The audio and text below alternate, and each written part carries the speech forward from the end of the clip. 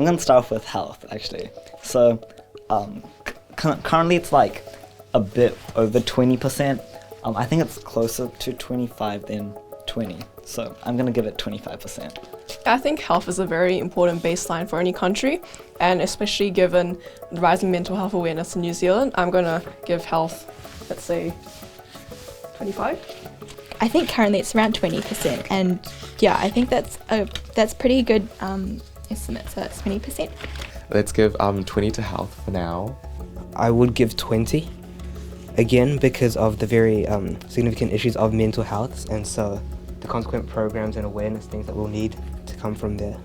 New Zealand has like one of the highest and like the worst suicide rates for like youth people. So I would be especially keen to like see more like awareness being built around that and like more like methods to actually help these people cope. In terms of education, I think that's also a very important issue affecting the youth. So I'm going to give it, let's say, 15.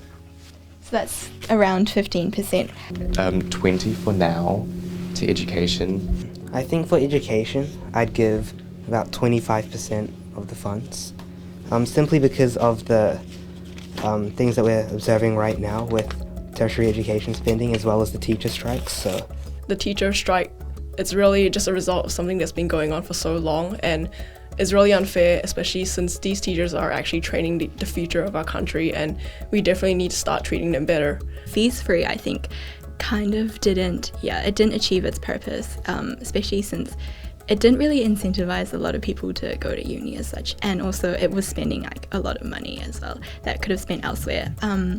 I think education, hopefully they put more focus on high school education and primary school education. with defence, I would give 5%. And for defence, I would say maybe 5% on that. Can I give like 3? Defense would be 5%. And I'm going to give this 5% to defense just because that's not quite a pressing issue in terms of wars, but it's important for maintaining relations with other countries. I think our employment rate is actually at its all-time low, so maybe 15% on that one. Employment and immigration 10 because we see increases in we want to see increases in teacher pays. That's a real pressing issue. And that leaves 15% for employment and immigration, which I think will be good enough. And I'd give the remaining 10% for employment and immigration. I think something that's quite interesting for all of us, because it would concern all of our futures, is automation that's coming into place. So that's going to affect how we all really work in the future. So I think it's quite important to really prepare everyone for the future and upskill us, or really provide us with the opportunity to gather skills that's more relevant to that changing workplace. So just seeing more programs available or more initiatives in place to help prepare us for that future. Infrastructure is especially important, especially like considering like Auckland Transport and all. So would want more. In terms of infrastructure, I think New Zealand really needs to start investing right now, so I'm going to give it 15. I want to put maybe 20 on infrastructure. New Zealand has really poor infrastructure. I want to see an improvement in Auckland congestion. 20, because it's important to have a very efficient means of distribution of goods and services within the economy. And right now in Auckland, what we have is a very inefficient system, as previously stated, with congestion and everything being observed. The population is growing, and I don't think our infrastructure is capable of keeping up with that in terms of both housing but also public transport. And definitely we need to start investing in that for our future, because New Zealand is so big and it takes time to get a public transport system in place. Let's say 10 for housing, because I believe at the moment it's about 9%, so that's quite realistic. I'll give 15 for housing, just because of the importance to provide affordable housing for everyone. I think housing's really important, so I think 10% on housing would be really important.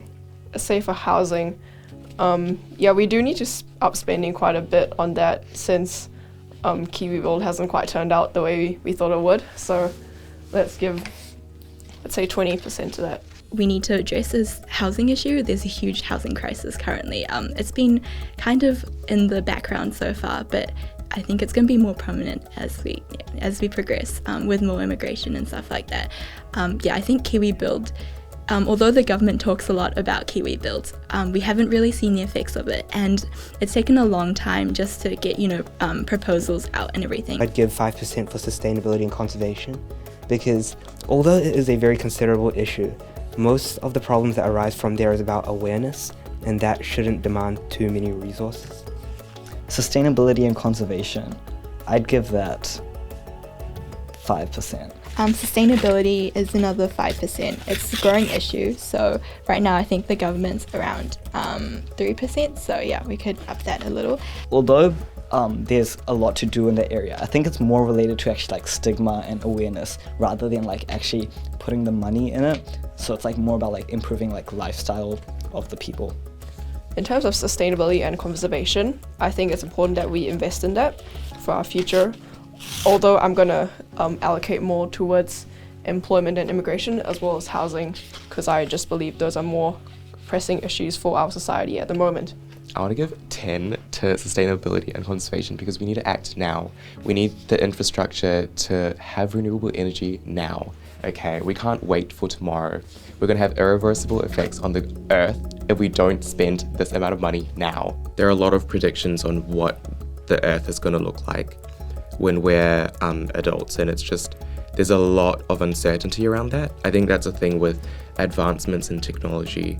I don't know how New Zealand's infrastructure is going to look like in other really urbanized cities. Like, I come from Thailand, and there's like spider webs of like roads and like motorways, and I just can't see that happening in New Zealand. Like, New Zealand's such a small country, and to actually be more productive, to actually advance into the future, I don't know if the infrastructure, if we're capable of building that infrastructure.